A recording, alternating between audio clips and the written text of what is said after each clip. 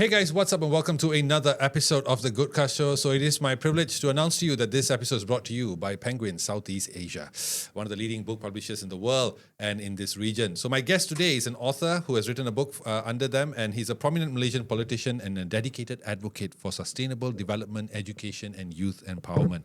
He's a member of Parliament of Setiawangsa and part of the People's Justice Party. He has long been recognized as one of the country's most progressive and forward-thinking public figures. He has previously held various governmental positions, including the Selangor State Executive Council for Education, Human Capital Development, Science, Technology and Innovation, and as chairman of the Education and Human Capital Development Committee. He's known for his articulate voice and commitment to reform. He continues to inspire a new generation of Malaysians with his vision for a greener, fairer and more inclusive future.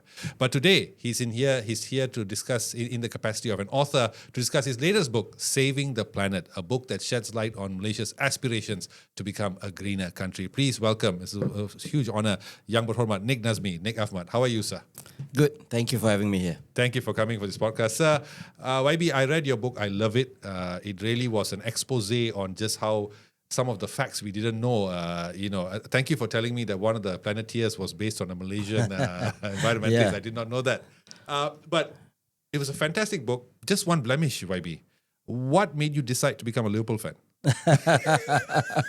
Well, I think I've always had a passion for the underdog, and I started following football in the 1990s, and Man United was very dominant. Yes. So I wanted something different, and I happened to like Liverpool as a very working class, strong, brotherhood in the city, and I guess that's how I ended up. But now, for all your time of suffering, you're rewarded. Now I have to take your position as a Man United supporter, almost relegated this season. Now, one thing about this book is you come across as a very progressive man. You yourself term yourself as a progressive reformist politician. But why did you choose that route as opposed to going the more traditional racially identity politics charged politician? Well, I think one is, again, that passion for the underdog. Similar to how I arrived at supporting Liverpool. Yeah.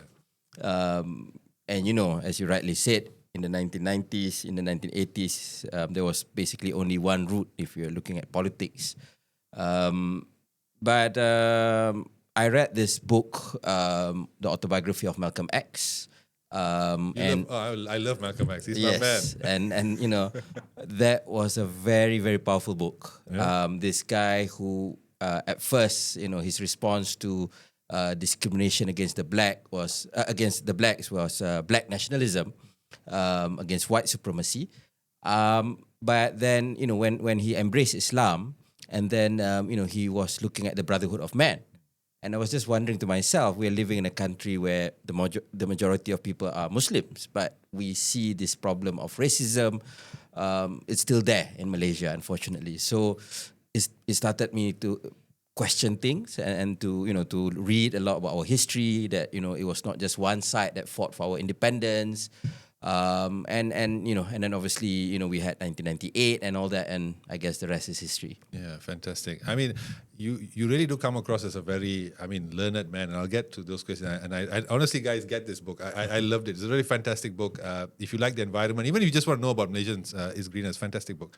But one of it is, I like how this book starts off on a more personal journey. You take us into yourself, sort of like what you were going through. And one of it that you said was, you talked about how your thoughts have evolved as a result of I guess maturity and as well as the whole circumstances. So could you give us some examples of some of the ideals maybe you had growing up and how they have matured and what shape have they taken now?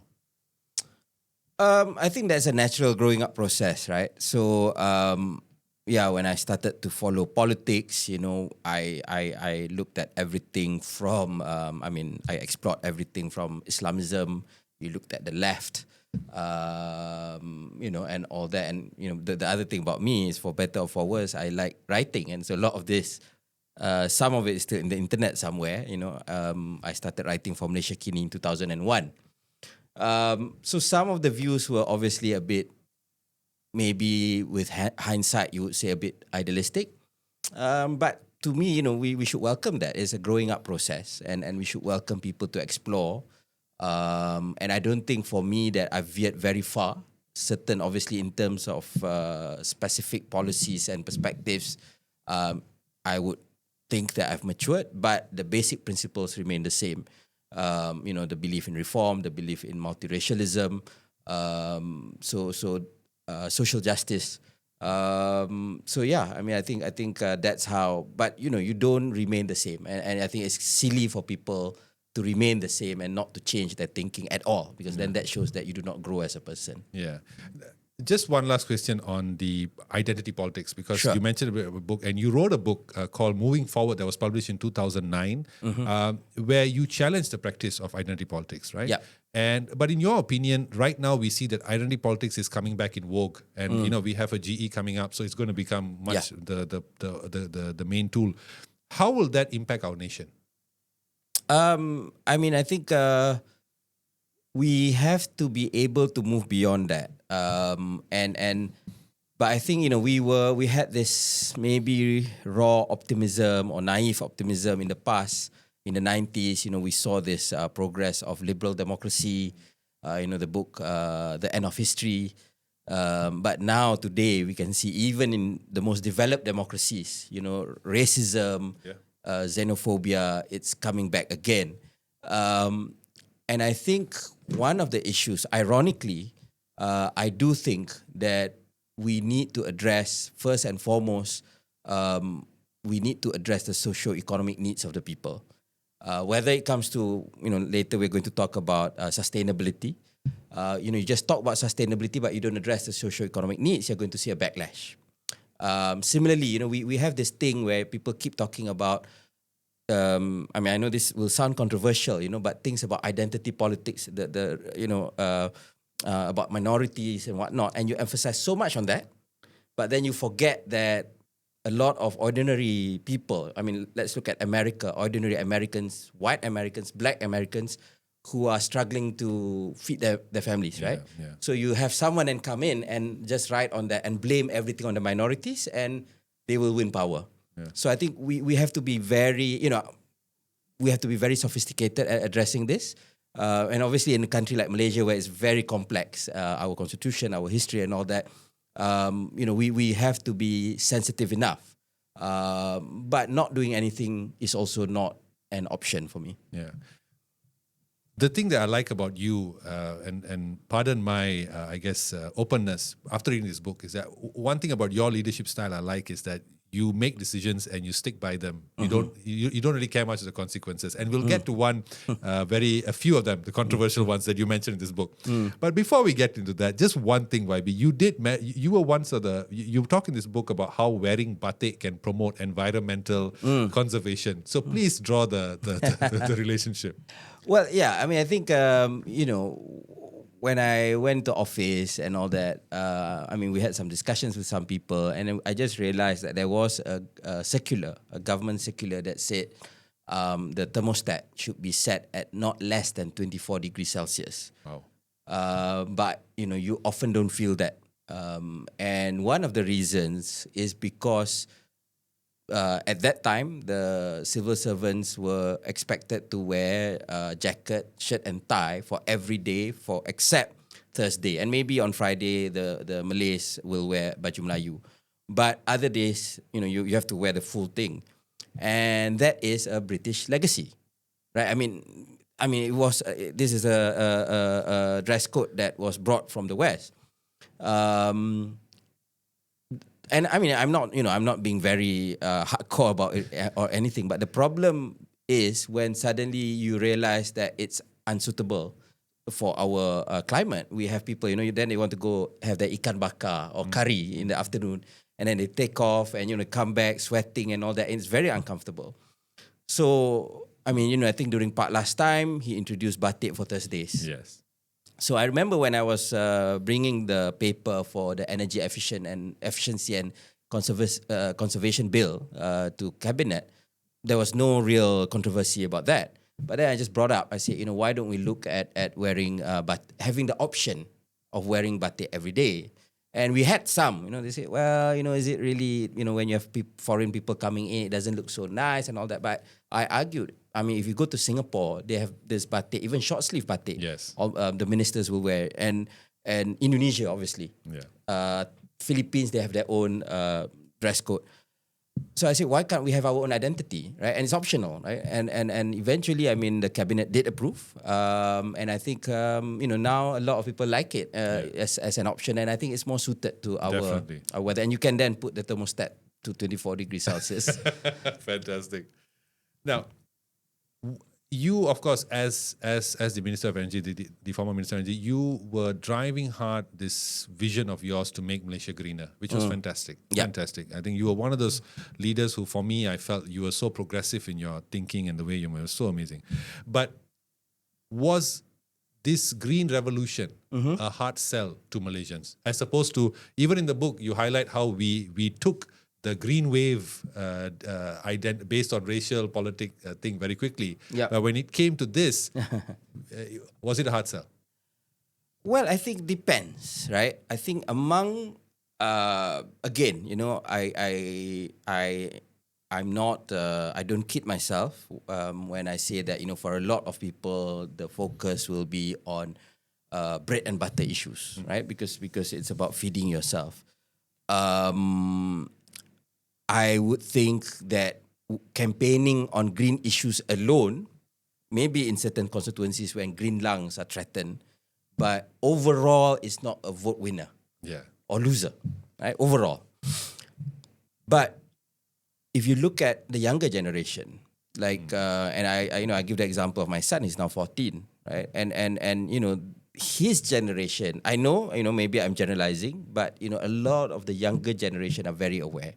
And you have people who have climate anxiety, like they're thinking about what's their future like because this uncertainty, this global heating that's coming in. So I think it's quite strong among the younger generation. And when people keep saying, "Oh, we have to create awareness among the young," no, I think they are aware, right? But we need to enable actions. Because awareness alone, but if you don't enable them, how do they recycle? How do they use less plastic? So on and so forth, more renewable energy and all that. Then it doesn't. Then they will get very frustrated. So I think some people are quite aware and are very passionate. And there's a long history, as mentioned, about Captain Planet and all that, of Malaysians taking the lead globally in this matter. So it's not just the young, and I do think it's a growing phenomenon. Now, let's go to the current a breakdown of Malaysia's electricity generation. Sure. You talk about it. So coal is 23.6%, oil is 25.2%, natural gas is 47%, hydro is 2.7%, wind, solar, etc. is at 0.2%. So total number of fossil fuels amount in percentage is 96%. Yeah. In your opinion, what would the ideal breakdown look like? Well, under NETR that we introduced in 2023, our target is for 2050 for it to be 70% renewable energy. Although some people argue when we want to be net zero 2050, it might even be high. It needs to be higher in terms of capacity, right? So actually, it depends on the time of the day, the numbers that you mentioned. Obviously, during the afternoon, solar numbers have now picked up, tremendously. And, we see this enormous increase, in fact, between 2019 to 2023, more than double in terms of solar installed. Right? And we're not talking about just the large-scale solar, the solar farms. I'm talking about solar on the rooftops. Yes. One of the things that we managed to push 2 weeks in the job is that, I was tasked to look at retargeting subsidies for electricity tariffs.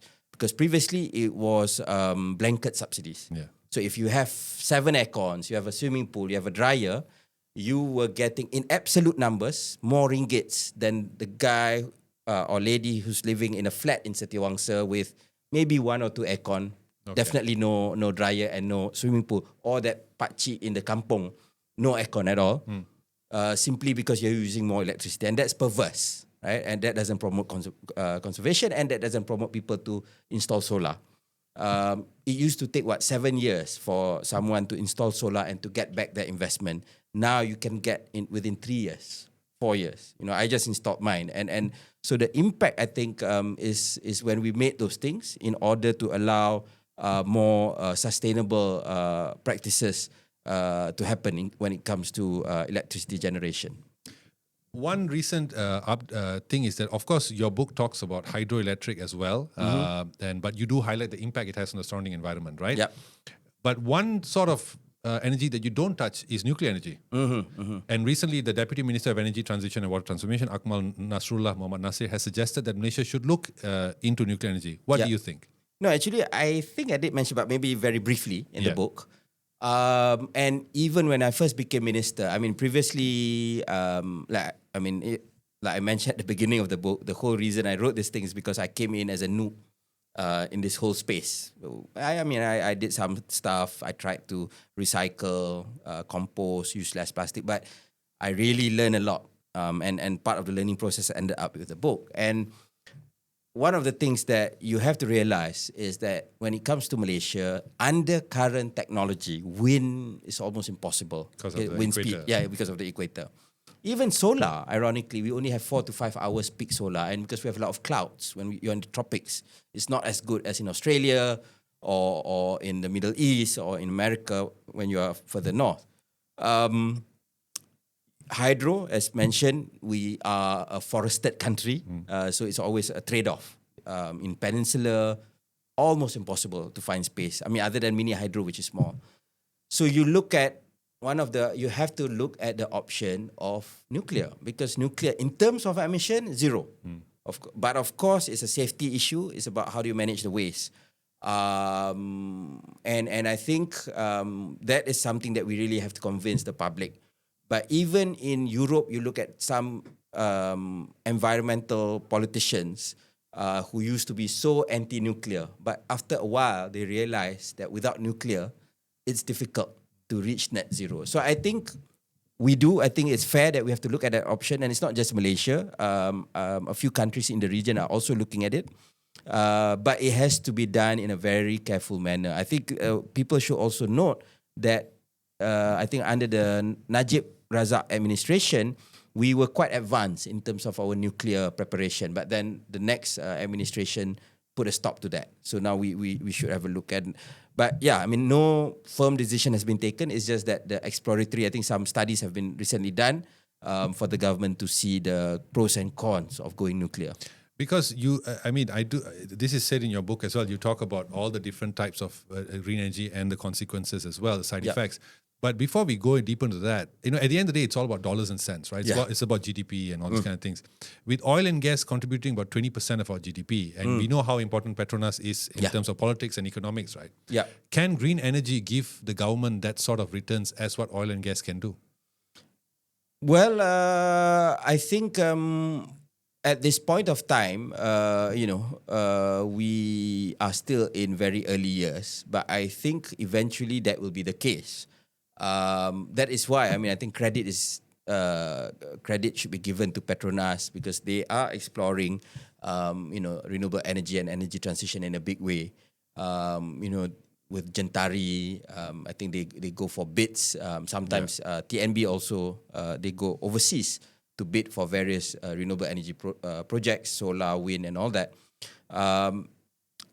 It is possible, and the other thing is Malaysia's location is that there's this talk, I think for many years we've been talking about an ASEAN power grid I love to link that. all the ASEAN countries with through electricity supply.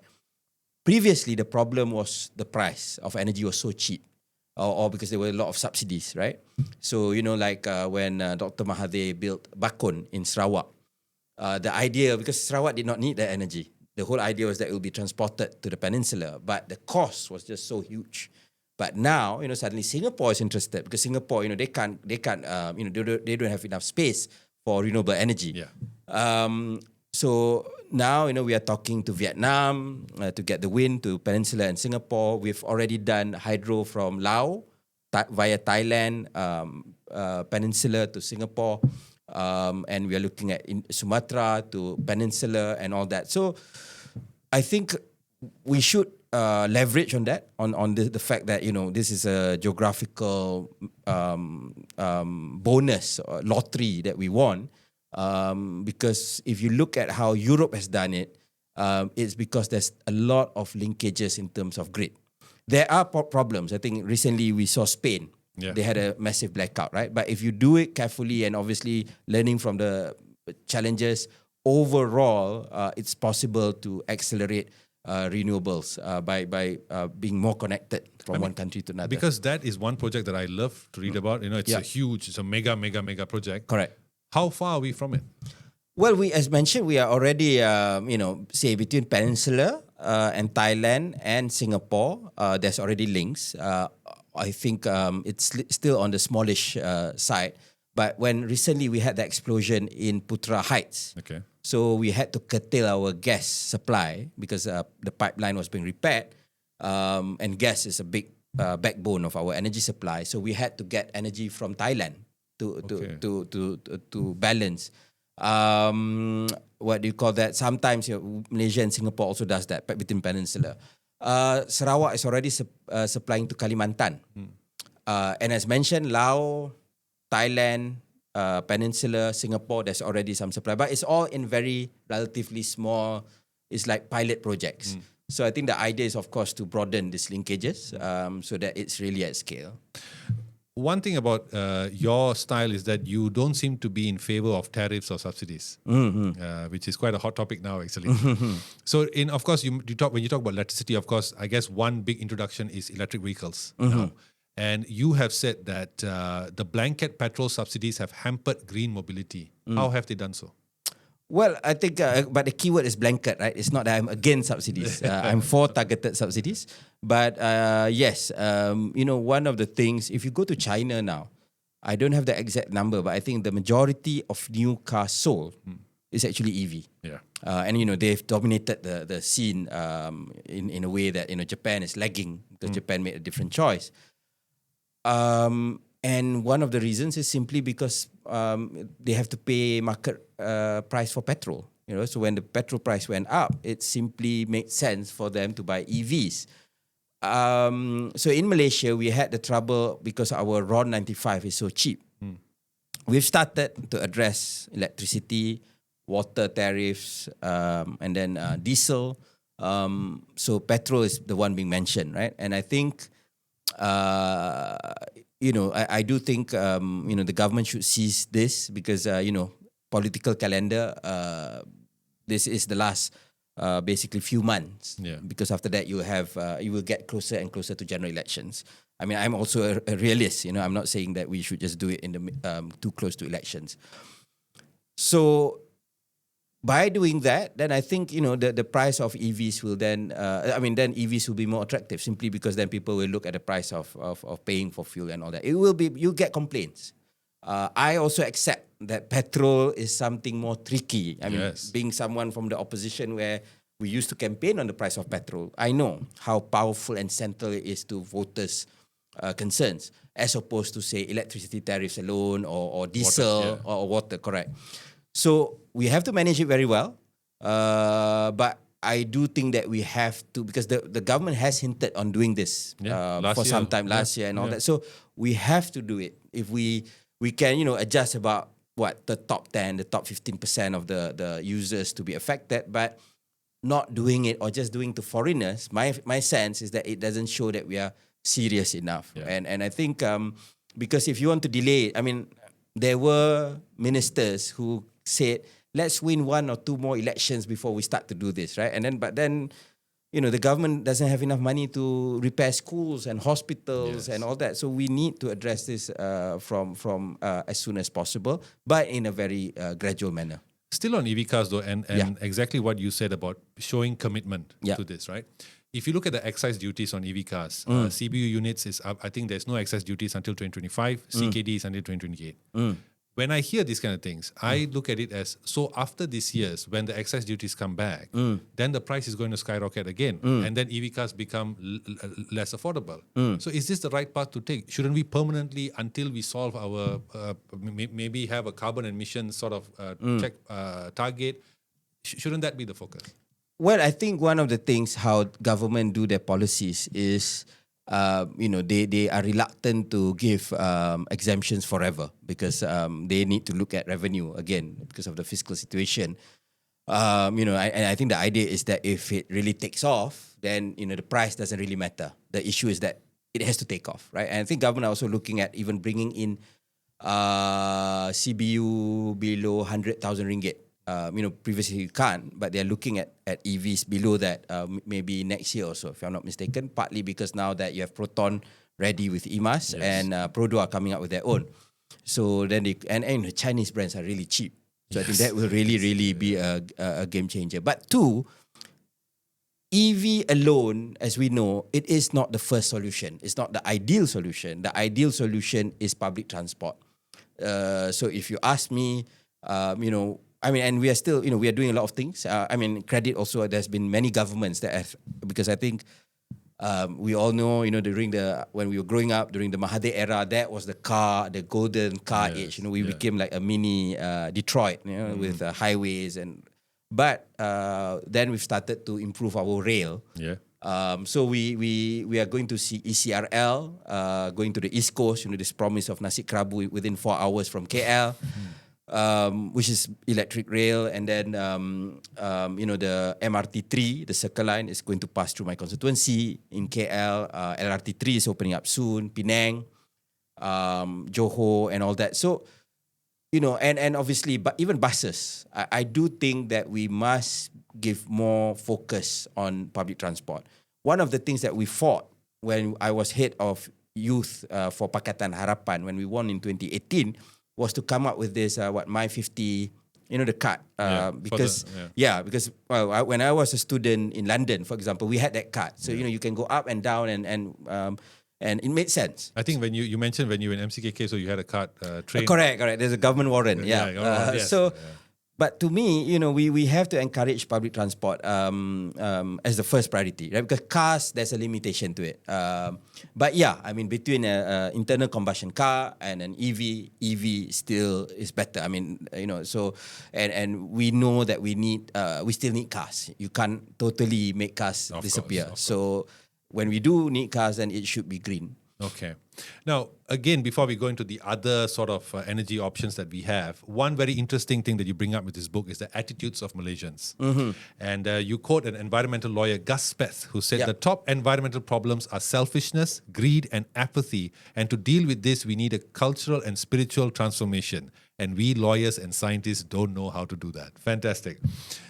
The best recent example is, of course, the recent Klang River cleanup. Mm-hmm. Where they found motorcycles, refrigerators, lorry tires, bathed sofas on the riverbed. Mm. As your experience in the government, where did we go wrong that our people can be so flagrant when it comes to the environmental conservation? I don't know.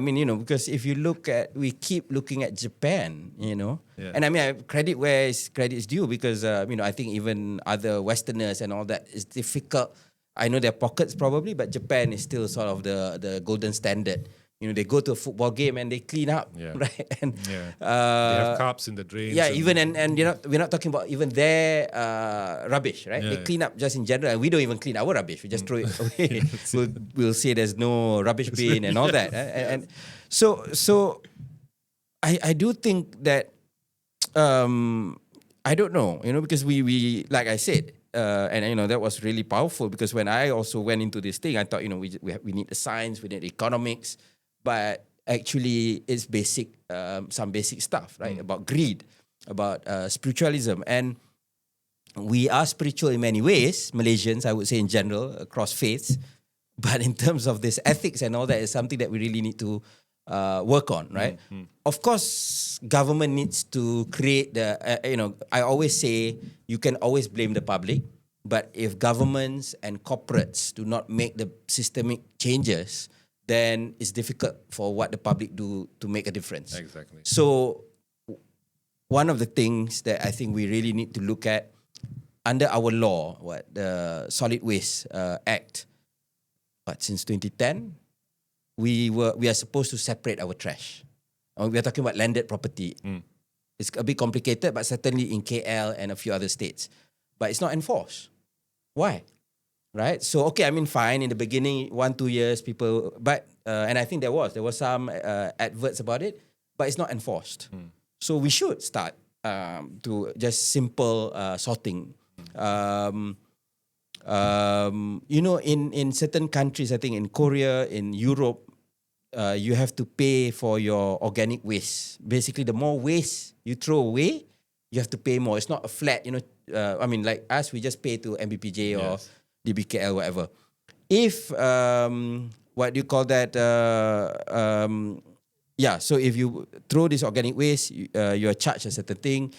So I know we're not ready to go there, but I think we need to start somewhere. And what we have now, just voluntary, just going to a center and all that, it's not sufficient. It's not to scale. Yeah. So I think that is where we need to work. Because you do highlight certain examples of just how wasteful we are. You talk about the number of the hundreds of thousands of metric tons of waste that we produce. The shocking thing was water, but you say that we use 400 cups more water per day than the average.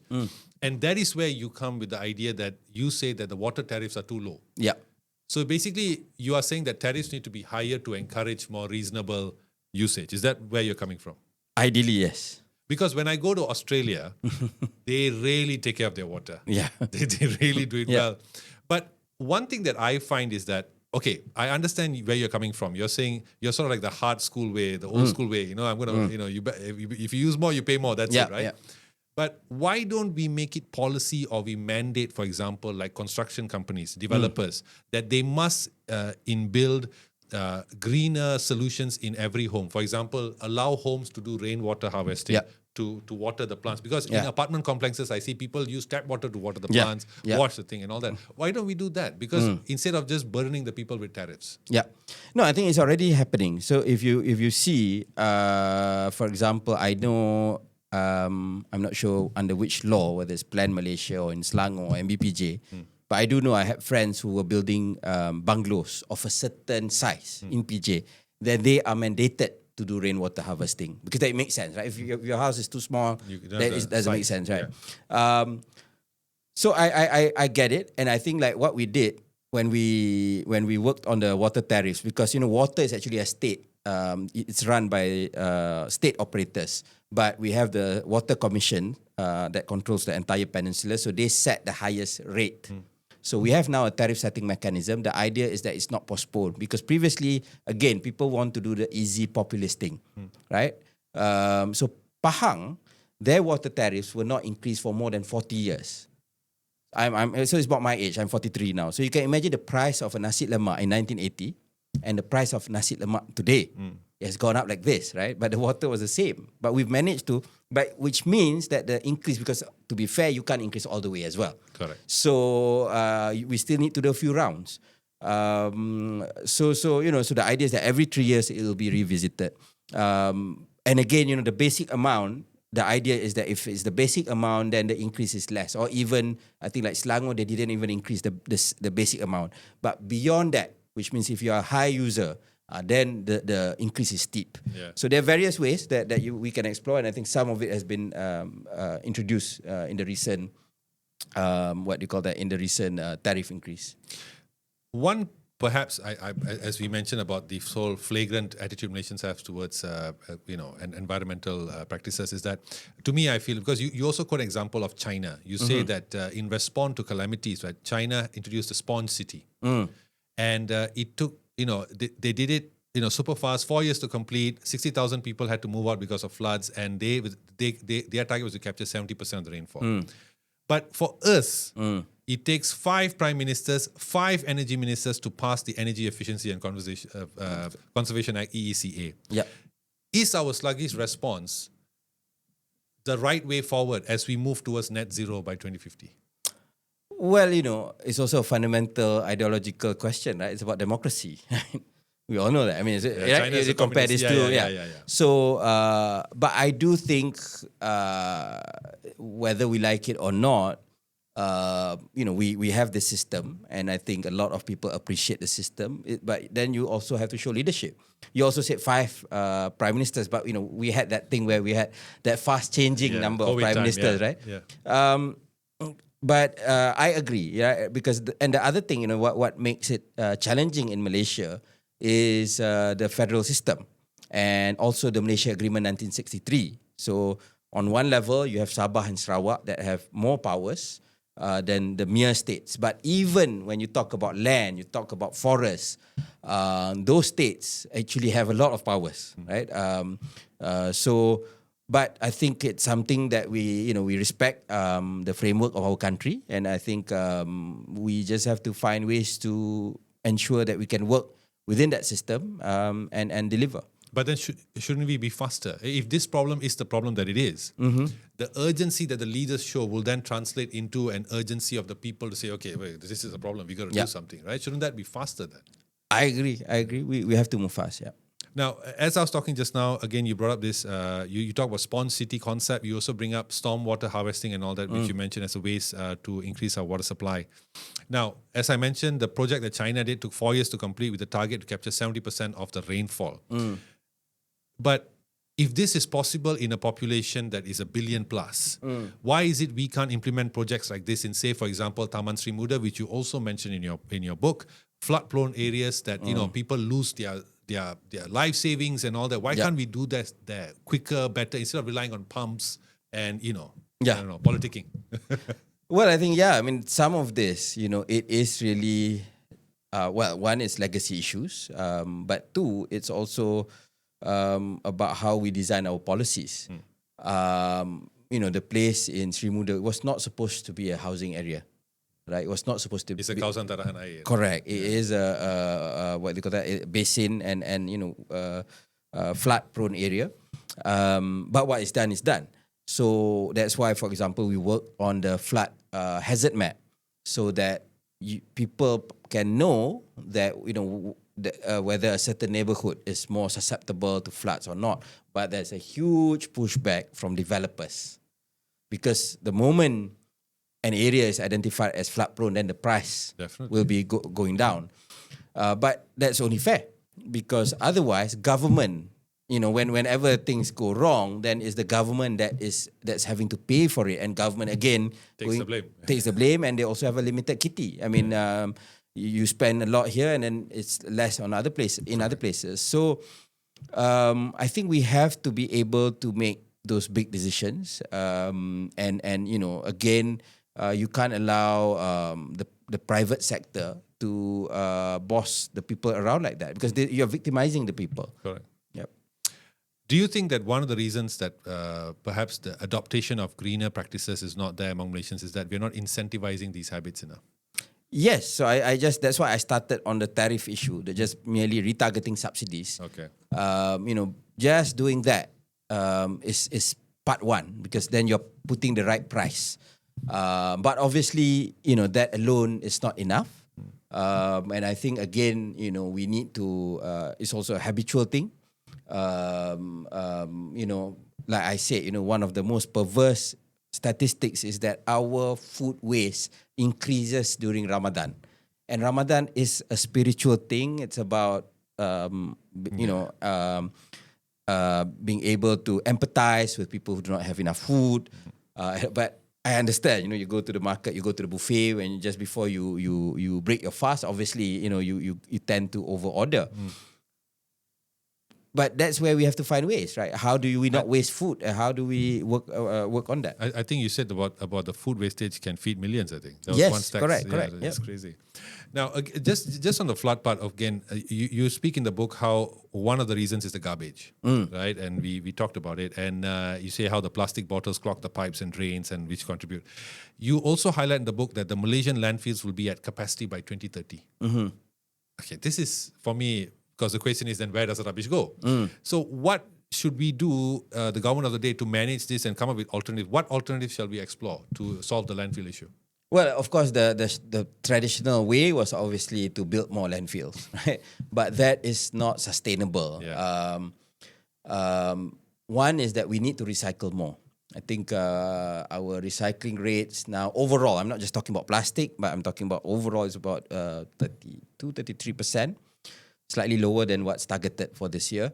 So we need to really work on that in terms of recycling.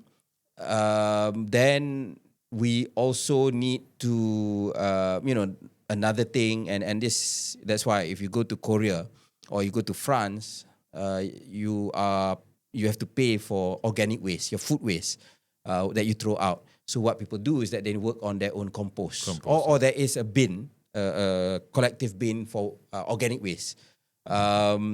So, Koreans even have, for condos, they have a machine to compost. And I got one and now I think the government is giving tax incentives for that. So I think that's another element. But the other part that I know is also controversial is waste to energy. I like that idea. Yes, I but love of course, some people say it's just another form of incineration. Singapore does a lot of that because they don't really Have the have space. In fact, Scandinavia does it. If I'm not mistaken, Sweden imports from other countries because they need those waste, and it's done cleanly and properly.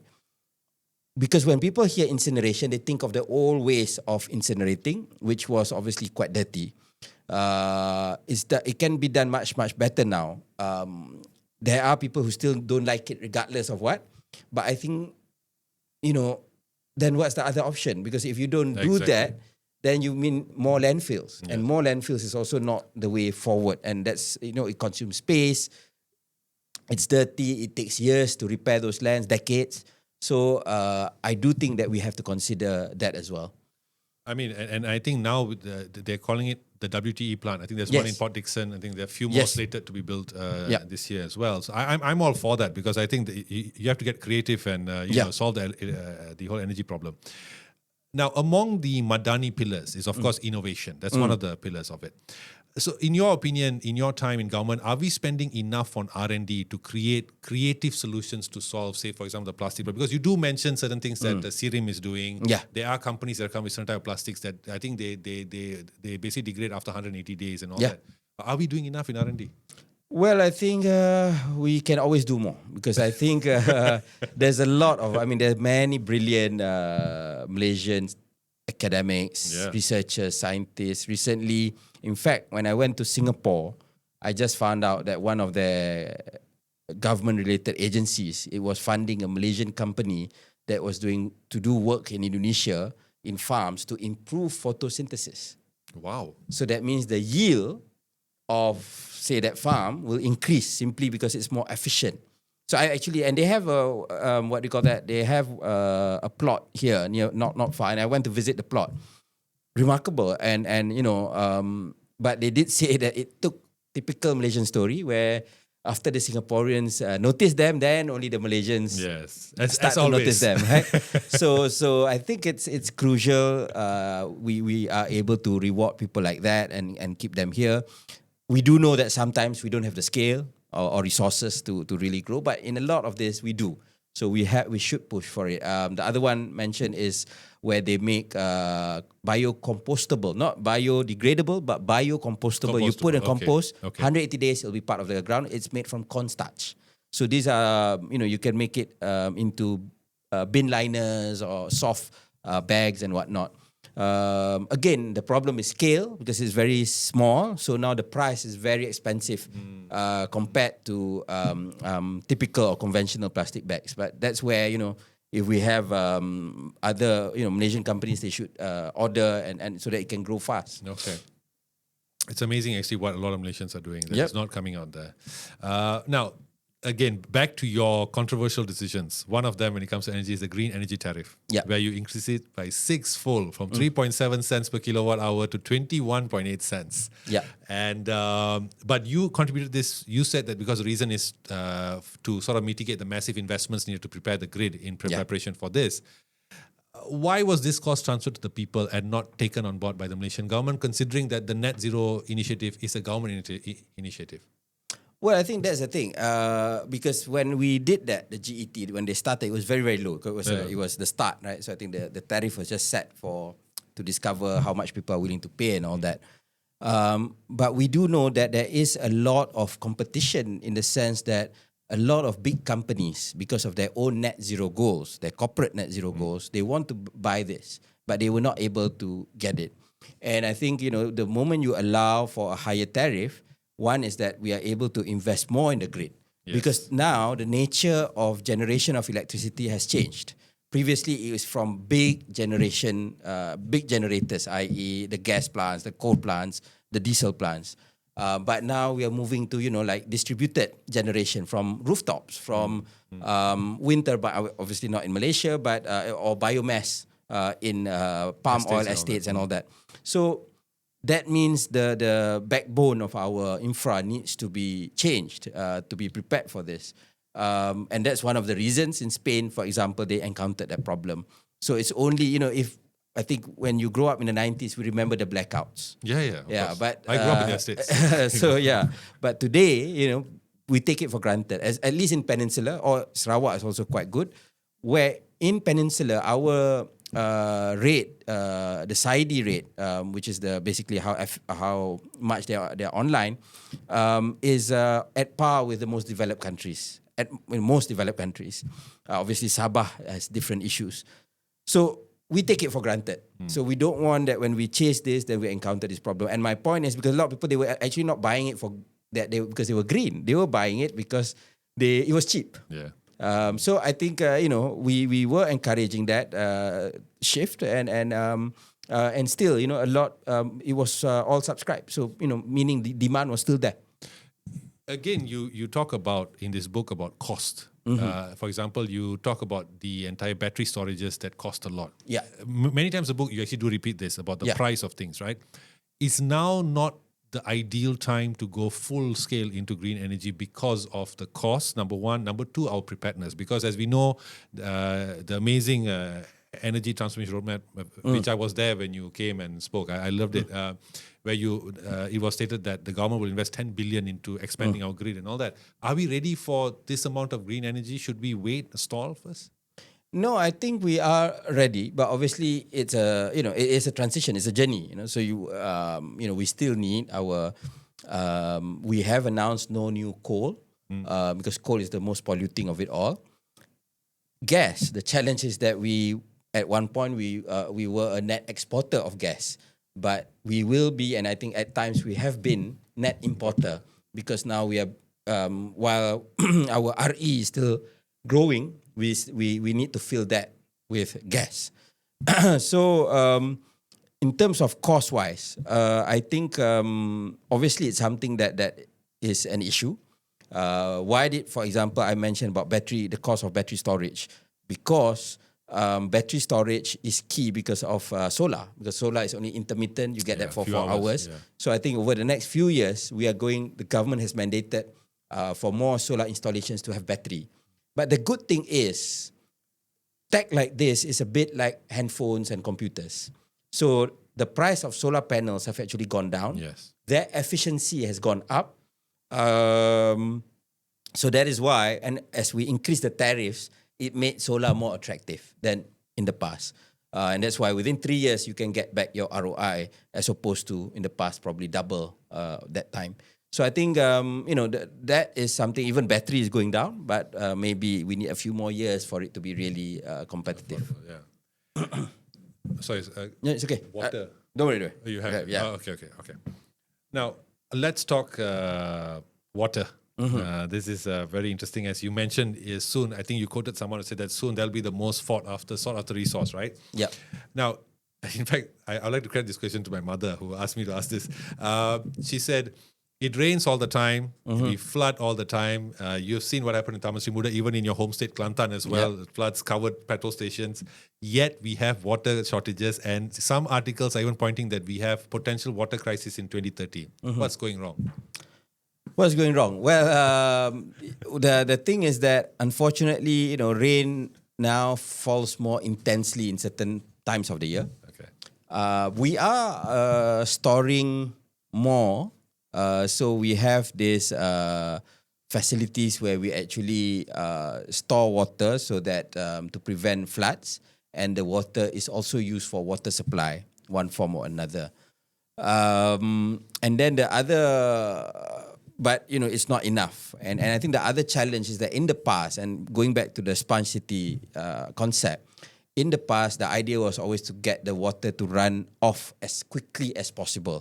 So we basically concretized our rivers. Straighten it. We did the drains, we straightened the rivers and all that. So it went straight to the sea. And, that's a problem.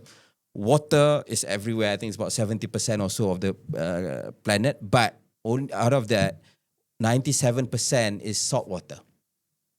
Oh. It's not drinkable. Yeah. Okay. So you have this 3%, right? Okay. And that we need to fight for.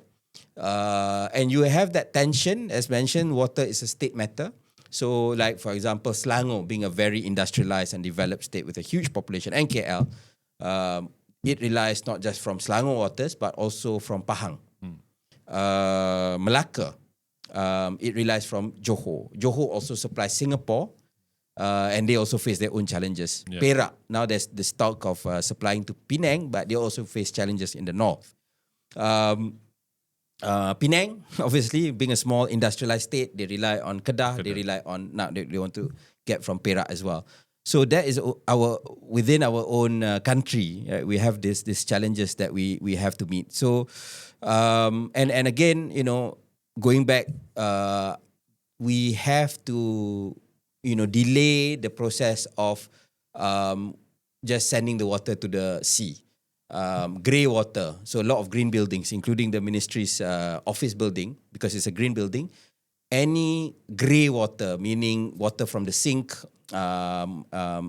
water from rainwater and all that, is all used for cultivation, for the nursery and all those things. So that will prolong our water use. As you mentioned, in Australia, during drought, people get penalized for using treated water to wash their cars. Definitely, yeah. Right, and it's a matter of pride to have dusty cars. Yeah. So I think that is something that we, of course, is very controversial because something we are used to, right? Being in your taman and cleaning washing your car. But actually, you shouldn't use. I mean, you can send to a proper, of course, shop, but using your tap water, that is because it's so cheap. Exactly. Going back to So that, yeah. right? Yeah. That's the only way to stop people. Yeah. Charging them more. That's controversial. But do you think all the reforms that you talk about in this book and the efforts that you're taking, they seem, of course, the solution is a long term. Yeah. It's a long game. For that to happen, will transitions in governments affect our net zero goal? There is the risk. I mean, let's not look at our country. Let's look at United States of America. But I think I do hope. I don't see, to be fair, I don't see that this is a major divisive issue in Malaysia.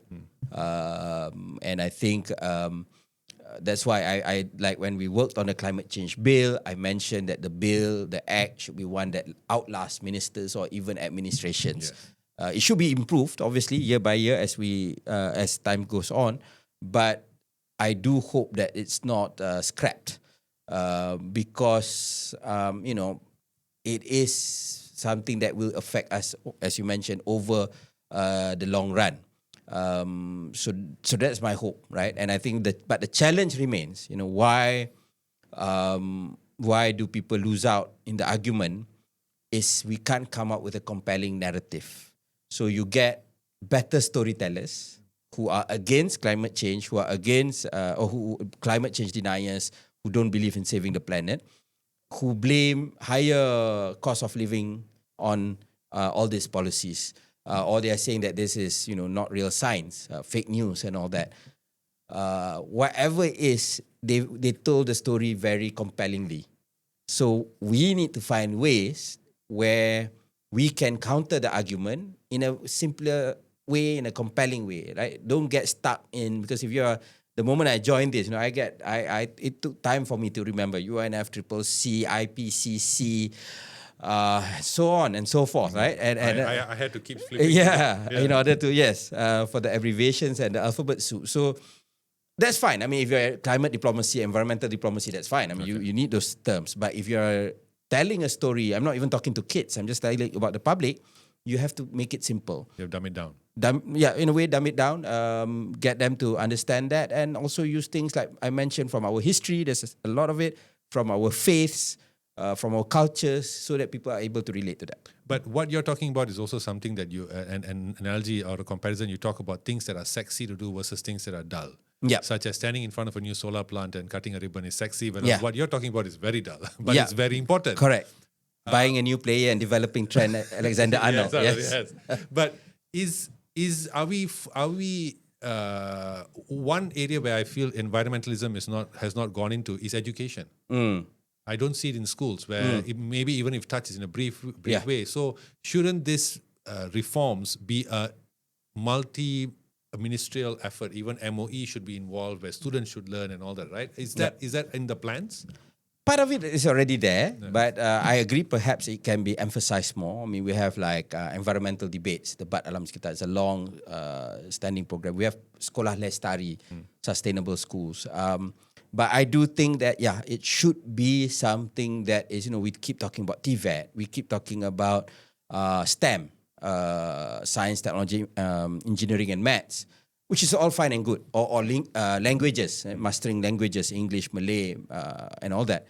But I do think that sustainability should be central to it, because if the best time to nurture habits and all that, it's among the young. You can't go to a 60-year-old guy and tell them, to recycle. I mean, you can, but chances are the success rate will be much less compared to working on a kid. Like definitely, yeah. Yeah. Now, you wrote this book to sum up your experiences and all that. What do you hope people, and by the way, for those of y'all who haven't read it, you should read the conclusion. It's a very nice conclusion, fantastic. What do you hope people take away from this book? Well, I hope that they realize the extent of the challenges that we face. But at the same time, they also realize that there are seeds of hope. That's why, I keep ending with, I tell the problem, and then I will also tell what one community is doing, what one country is doing, what Malaysia is doing. I mean, where it's where we do have the track record in that. So that the whole point is, because it's not all, if it's just doom and gloom, then maybe you just say what it's not. You don't deny climate change, but you don't think that you can do anything about it. Yeah. And that's problematic. I mean, there's this I don't know whether it's a hadith or whatever in Islam, where we were taught that even if you know that the end of time is coming, you should plant a tree. So you should be optimistic even in the most darkest moments. So you should plant a seed and hope the tree to grow, because you don't actually know what's going to happen. That's beautiful. Okay, I didn't know that. Okay. So that optimism, I think, is very, very crucial. Because now let's not just talk about climate. We're looking at the world, and we can be very pessimistic. But on that note, do you think it's climate change and environmental conservation is a hard narrative to sell? Because say if I put myself in their shoes, what benefit can me not using a few plastic bags do against the power that is Mother Nature? How would you answer that? It is in the beginning, I think, but then. If you look, I mean, unfortunately, maybe now I have time to go scuba diving or to learn scuba. But if you go to the beaches, you go to even as I mentioned, even these houses that have flash floods, the housing estates, you can see the plastic bags, the plastic bottles there. And it just, you cry a bit. You see it taken out from animals. I think that's quite famous now, that imagery of the turtle and all that, right? Yeah. So I know, you do feel that you're just one speck. But to be fair, I mean, we try to do things now. Hopefully next year we will start, in permanent premises. We are encouraging the states in forests, in marine parks. But you also see private sector taking the lead. They on their own, they say, okay, we don't give you any plastic bags anymore. You have to buy that 3 ringgit or whatever woven bag. And I do think that you start to see the impact. And one of the things, going back to energy, when I first became minister and towards the end, every time I went on a flight, I like to look down and see solar panels on factories and on homes. Mm-hmm. And I just, the seeing it increase, I think it was just something that was positive for me. It felt good. So I think that is something that is crucial, that people realize that with some tinkering from the government side, from the corporate side, and then when you have a public that is aware, then you can see magic happens. YB, just to end it on this, I started following you intensely when I think after you came on Keluar Sekejap. Okay. And I watched you and I thought, man, this guy really knows his stuff. And believe me, I was very nervous before this interview. I had to prep and know. But my question to you is, with the way that you speak and you write, the way you think, you have strong leader, progressive, why did you resign? Okay, well, I didn't think you asked this question. Well, it was, as mentioned, I think, it was not an easy decision. I was privileged to be doing the job. I had a wonderful team in my office, in the ministry, working with the civil society, even the corporates. So it was a wonderful period, right? But at the end of the day, I also think that, being a politician, respecting the mandate is important. And I think, not thinking that everything on this is tied down to me is also crucial. The ability to walk away. And being a minister can be a bubble. I feel it. I mean, it is a wonderful privilege. And you Your can. father was a minister too, right? No, he was a KSU. He was a Secretary KSU, General KSU, of okay. Energy Ministry. But yeah, I mean, it is a privilege, and you being a minister, you have your bodyguard, you people, in events, you're always the main guy, protocol and all that. It's hard to even have, to go to a mama and have a normal meal. You travel, obviously in the best way possible. And I do think that if you get stuck in that, also it can be dangerous, right? So I think when I did not get the mandate from my party, I just felt that it was difficult for me to continue. As mentioned, I had the option, right? I mean, there's no one way or another. There's no, it's not only one way. I accept that. You can resign, you don't have to resign. But I made the choice of stepping back, and I want to do other things. But definitely, I think what I learned in sustainability, I've written this book. It will be a big part of me, and I will continue to work on it in various other ways. But we'll certainly miss you. You're a fantastic minister, and I hope wish you all the best, YB. So, guys, that's all we have today. It's YB Nik Nazmi. Thank you so much for coming, sir. Thank you. I'm such an honor to have you here. I've been thinking about the interview for a long time, and I truly wish you the best. And I mean that sincerely. I wasn't asking that to trap you or anything, but I mean that sincerely. I'm a big fan of yours, and I think you're one of our finer ministers. So, thank you so much for all your work and contribution. So, guys, the book is Saving the Planet. Please get it now. The links will be in the description. And thank you again, Penguin Southeast Asia, for sponsoring this this podcast, and they are a new client, by the way. So more 100 interviews from Penguin Southeast Asia coming your way. So thank you, sir. Thank you. Thank you, guys. Always please like, share, subscribe. Get your book, Saving the Planet. We'll see you all soon. Take care. Bye.